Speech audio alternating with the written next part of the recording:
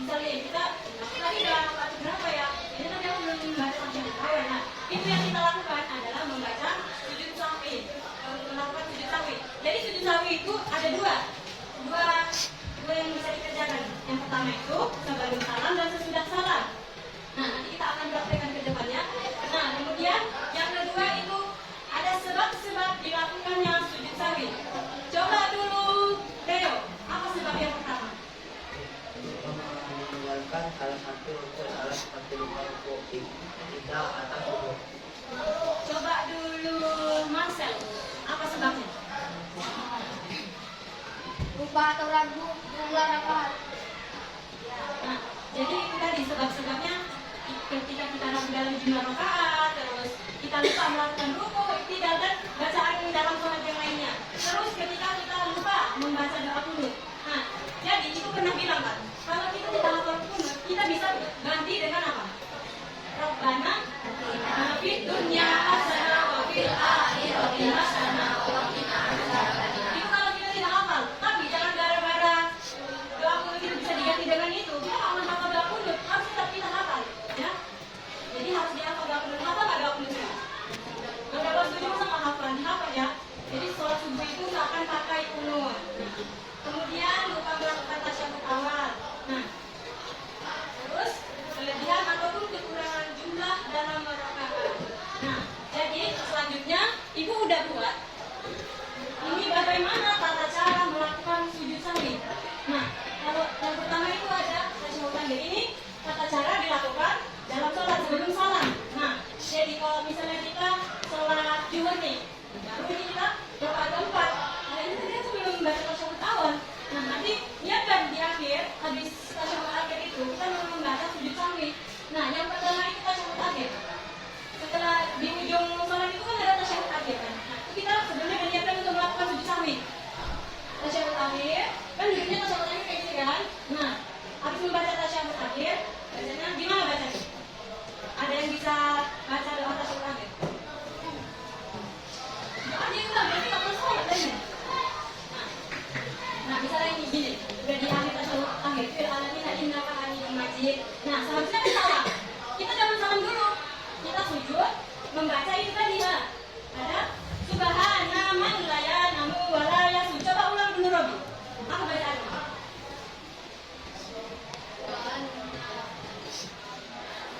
Subhana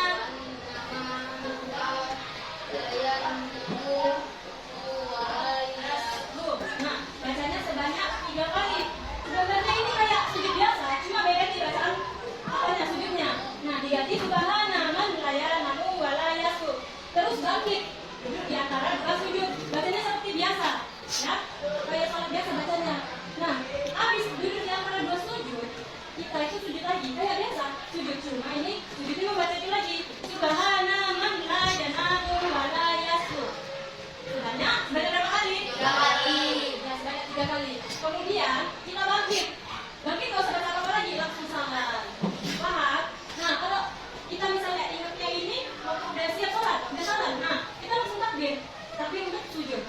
Nah, itu tadi membaca subhana man la yanamu wa la yasu.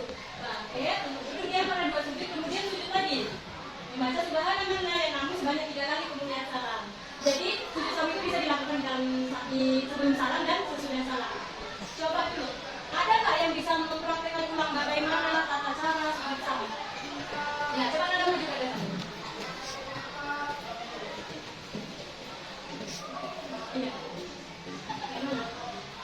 Coba jelaskan ulang, bagaimana tata cara melakukan sujud sahwi? Kan udah Ibu jelaskan tadi kan?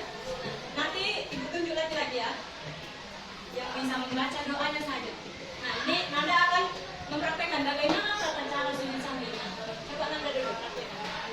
Ya, nggak usah sujud, karena ini kan rokok, biar kayak gini aja. Nah, yang pertama dilakukan itu apa? Nah, sujudnya membaca. Berapa kali? Ya, kemudian apa yang dilakukan?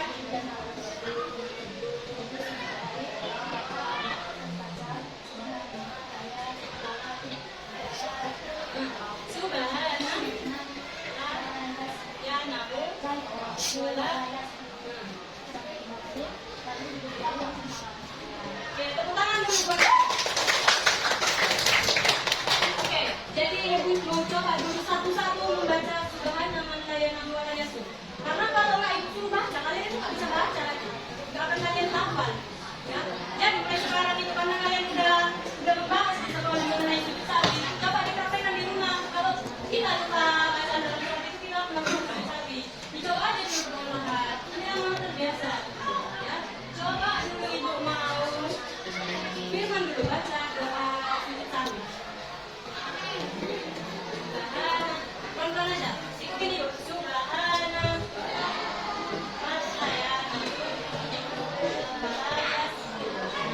coba dulu kali dulu. Baca bagus.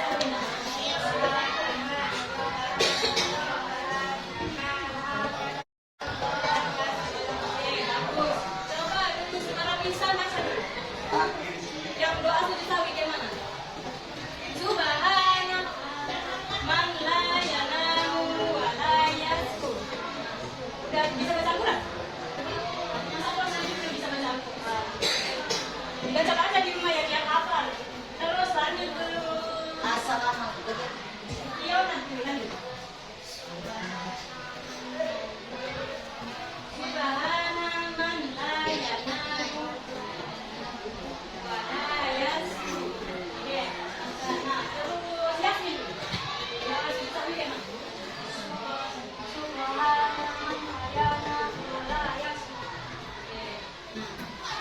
Terus ibu mau lewat coba baca. Oke, bisa. Terus ini harus dicobain satu-satu ya. Kalau nggak dicobain satu-satu nanti kalian nggak bisa. Nggak akan kalian mau belajar bacanya itu kayak mana. Oke, terus Rikon. Baca doa sujud sawi kayak mana doanya? Ya, tengok aja. Manlah yanamu wa la yaskur. Itu yang begini. Baca dulu.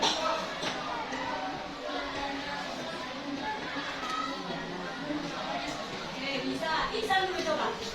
Yang kuat bacanya. Oke, Pin. Oke, Pin.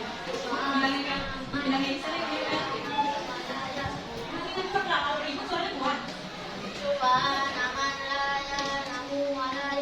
Oke, coba dulu tampil Minatris.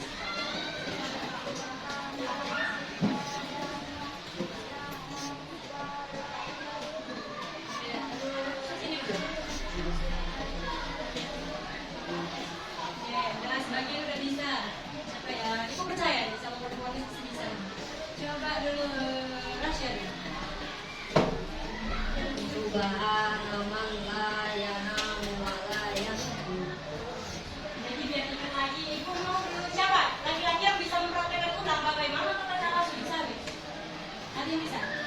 Ini loh, saya tuliskan di sini. Kalian bilang ada. Pertama, kita habis sekali akhir kita melakukan sujud. Bacanya subhana kayak namu wala yasu. Kita jadinya sah karena kita sudah mengerti. Nah jadi sujud sawi itu merupakan salah satu rukun dalam pelaksanaan sholat. Jadi rukun itu adalah keimanan. Kalau kita lupa, nah kita nggak harus mengulang dari awal lagi. Kita melakukan sujud sawi. Ada kan ada kayak gitu. Aku tadi kayaknya baru 3 rakaat lah. Ada yang ulang lagi. Kan ulang lagi lah lagi kan. Nah jadi kita diberi keringanan itu melakukan sujud sawi. Ini tadi tata caranya. Paham kan? Nah jadi setelah kita mempelajari ini dibaca terus ini bukunya. Ini doa sujud sawi itu kayak mana? Jadi kalau misalnya kita sholat itu kita lupa rukun dalam sholat, kita lakukan sujud sawi biar sampainya. Jadi jangan karena ini pelajaran sekolah ini udah lah itu nggak usah dipraktekkan di rumah jangan kayak gitu ya. Karena udah kita praktekkan, udah kita pelajari di sekolah, makanya dipraktekkan juga di rumah. Kalau kita lupa bacaan dalam sholat. Sebab sujud sawi tadi karena apa aja? Dia semangat dulu, lemas sekali kayak di sini.